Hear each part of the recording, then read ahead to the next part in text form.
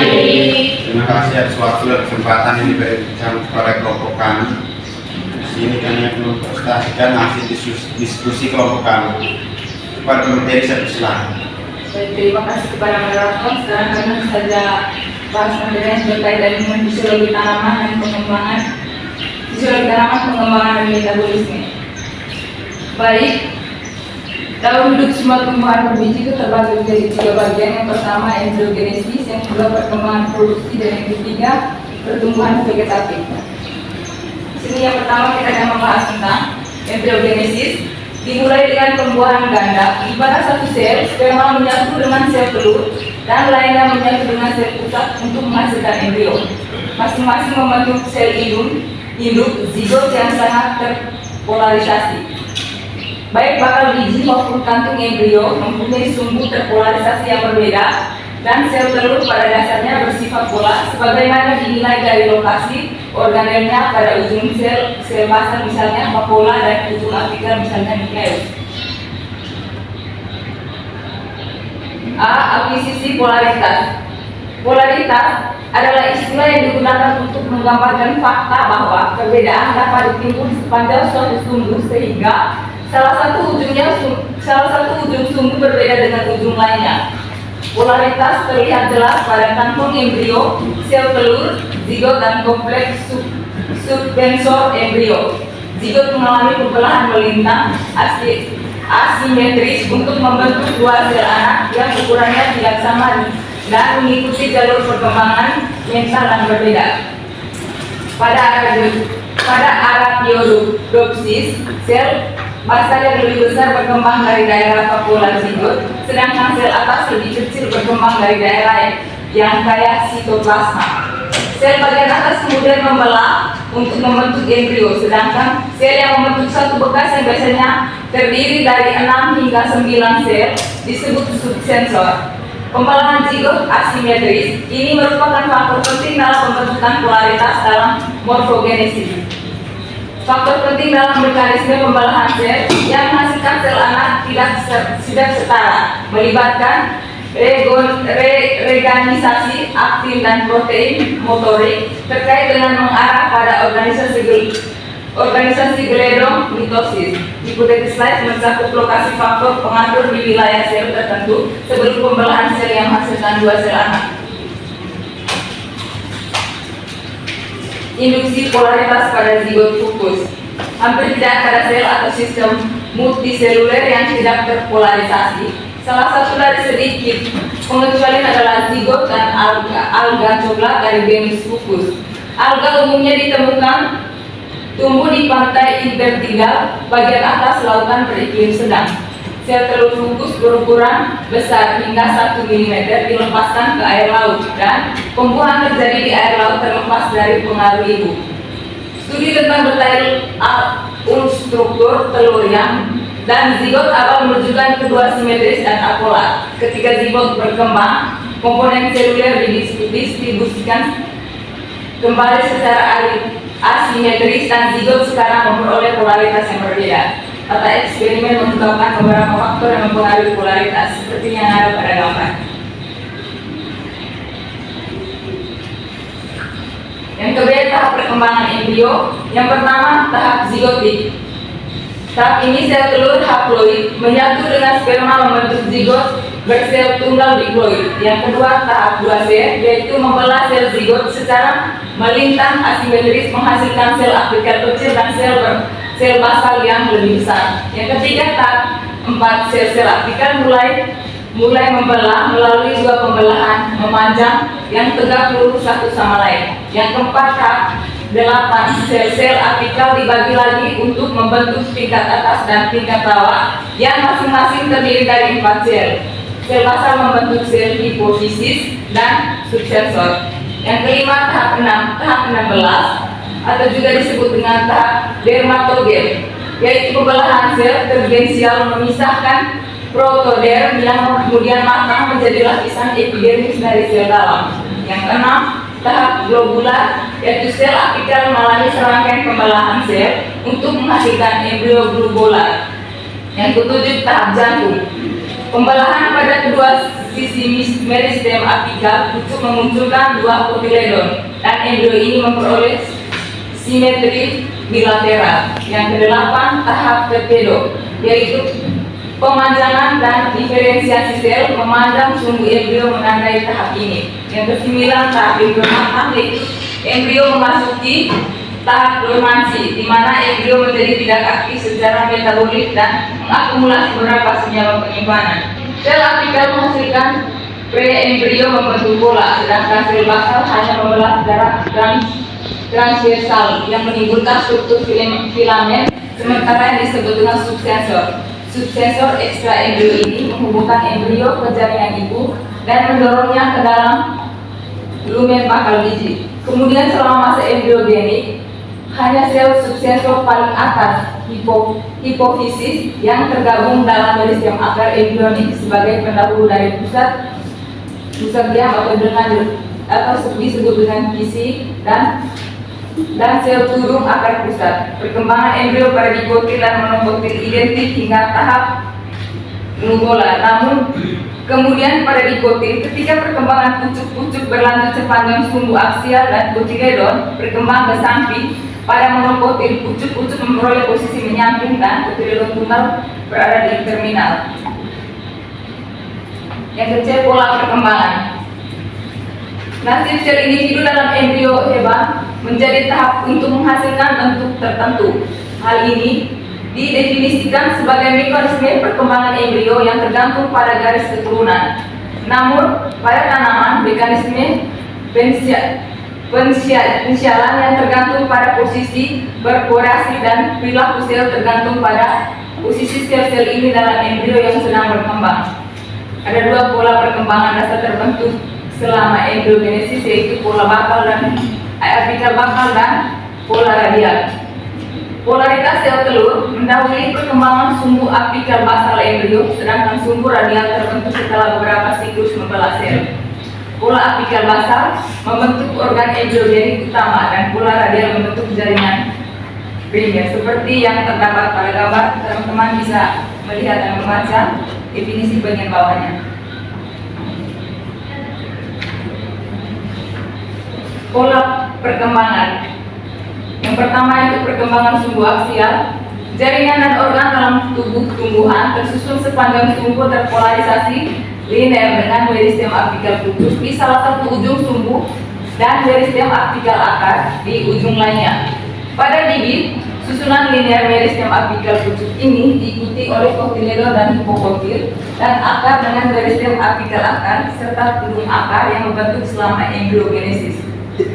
Akar yang berbeda memiliki ciri struktural dan fisiologis yang berbeda. Misalnya, akar betulang berkembang dari ujung bawah batang, sedangkan tunas-tunas berkembang dari ujung apikal meskipun dibalik. Yang kedua, perkembangan sumbu radial. Pola radial pada jaringan dan organ tubuh tumbuhan yang terbentuk selama embriogenesis. Semua sel pada tahap oktan preembrio membelah sepanjang bidang tragensial sejajar dengan sumbu apikal basal. Ini membagi embrio menjadi dua wilayah berbeda dengan identitas berbeda. Lapisan luar yang terdiri dari 8 sel protoderm yang merupakan presuksor epidermis dan 8 sel di tengah preembrio.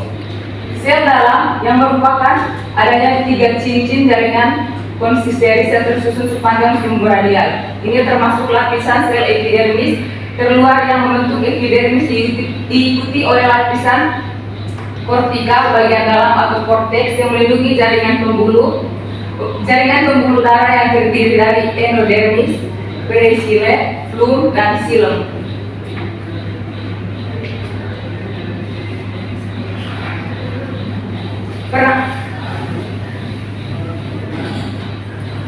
Kontrol genetik terhadap bola selama embriogenesis.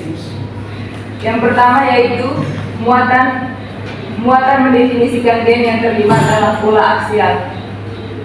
Di antara kelas-kelas mutasi yang berbeda terdapat mutasi yang mempunyai cacat pada organogenesis apikal basal bibit.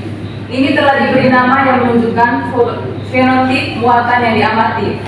Muatan monopteros atau MP tidak memiliki bagian tengah dan dasar bibit.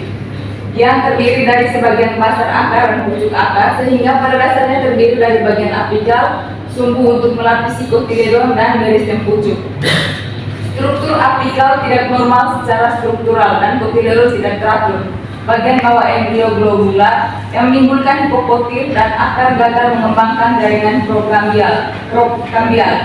Kemudian selama perkembangan beberapa jaringan pembuluh darah berkembang di kotiledon, tetapi untaian pembuluh darah tidak terhubung dengan baik. Kekurangan jaringan pembuluh darah yang berkembang dengan baik. Oleh karena itu, gen MP penting untuk membentuk jaringan pembuluh darah selama perkembangan pasca embrio. Ini mengkodekan faktor transkripsi respon auksin atau RF yang menunjukkan peran penting dalam mekanisme tergantung pada auksin. Aktivitas ARF diatur secara negatif karena terhubung dengan penekanan seperti protein IAA atau AUX. Auksin memustilasi aktivitas gen target dengan menargetkan degradasi reseptor regulasi aktif ARF tergantung pada auksin. Bukti tambahan untuk efek tersebut diberikan oleh penelitian terhadap muatan BDL atau Benelux yang menunjukkan fenotip serupa dengan muatan MP. PDL mengkodekan penekanan IAA atau AUX yang berkorelasi dengan MP untuk menekan aktivitasnya, dan efek ini dapat diatasi dengan degradasi BDL yang diinduksi oleh auksin. Muatan genom tidak memiliki daerah apikal atau termasuk kotiledon dan akar sehingga terdiri dari massa seluler tanpa tanda-tanda tersebut mengkodekan faktor pertukaran nukleotida guanin atau GEF yang membentuk distribusi polar dari pembawa menghabiskan auksin yang terlibat dalam transportasi terarah auksin. Yang berikut peran auksin dalam pembangunan polaritas selama embriogenesis dan perkembangan vegetatif. Auksin memainkan peran penting dalam embriogenesis, memberi informasi untuk koordinasi pola seluler yang benar mulai dari tahap glubola dan seterusnya. Istilah morfogen digunakan untuk auksin dan analog sintetiknya yang karena keduanya dapat menginduksi pembentuk embrio dari sel somatik dan dapat menginduksi respon pada jaringan target dengan cara bergantung pada konsentrasi.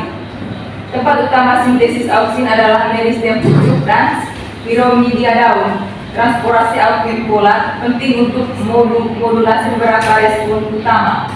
Transportasi auksin polar diciptakan oleh kombinasi sintesis lokal dan proses antar sel. Auksin memotong sebagian besar perkembangan pasca embrio, termasuk arsitektur tanaman melalui modulasi aktivitas meristem, organogenesis, diferensiasi jaringan pembuluh darah, pertumbuhan tropis, dan lain-lain. Sebagai respon terhadap faktor lingkungan, pergerakan auksin menuju ujung akar dan ujung pucuk disebut transport ke arah akar dan ke arah pucuk. Pengangkutan auksin polar ini terjadi dari sel ke sel, melintasi dinding sel dan membran plasma sel yang berdekatan, dan keseluruhan prosesnya memerlukan pengeluaran energi.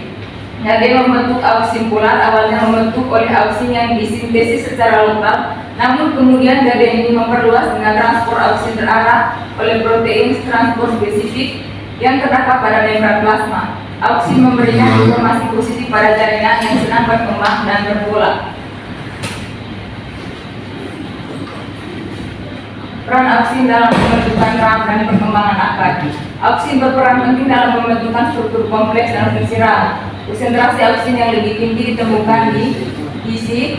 Pergeseran posisi auksin maksimal pada penggunaan perlakuan kimia menyebabkan perubahan posisi gradien auksin terjadi di seluruh akar dan tergantung jawab atas sejumlah respon termasuk area pembelahan sel dan diferensiasi sel yang terlokalisasi. Auksin memicu rusaknya transkripsi respon MP, mengkodekan ARF yang memiliki peran tergantung pada auksin dalam pemeliharaan struktur akar dalam pertumbuhan vegetatif. Auksin di sisi lain memiliki ekspresi sebaliknya. Hal ini mendukung premis bahwa kedua hormon tersebut mempunyai efek berlawanan dalam mengembangkan tunas dan akar. pertumbuhan dan diferensiasi akar lateral. Sistem akar sebagian besar tumbuhan berpembunuh dibentuk oleh percabangan akar lateral dari akar primer yang pertama kali berkembang selama embryogenesis.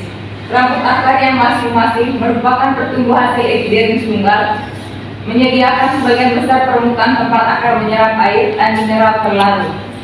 Batang dan daun mungkin memiliki kemampuan untuk menghasilkan akar tambahan. Dalam hal ini, primodia, akar bertualang berasal dari sel parenchyma dan berdekatan dengan ikatan pembuluh darah. Pertumbuhan dan diferensi sel. Ciri penting perkembangan tumbuhan adalah kemampuan sel tumbuhan untuk tumbuh dan berdiferensiasi. Yang berikutnya itu peran komponen dinding sel. Sifat dinding sel bervariasi antara sel dan juga jaringan yang berbeda dan juga merupakan persyaratan untuk membelah aristematis. Pembelahan asimetris selama dosis dari satu sangat penting untuk menghasilkan ekspresi diferensiasi gen dalam dua sel anak yang penting untuk membentuk sel generatif dan vegetatif yang berbeda secara struktural dan fungsional. Sekian dan terima kasih. Ya, baik, sekian hasil presentasi dari kelompok kami. Selanjutnya kita masuk ke pertanyaan jawab masing-masing kelompok diberikan satu pertanyaan. Sekian hasil diskusi dari kelompok kami. Apabila ada kesalahan kata kami mohon maaf. Sekian dan terima kasih.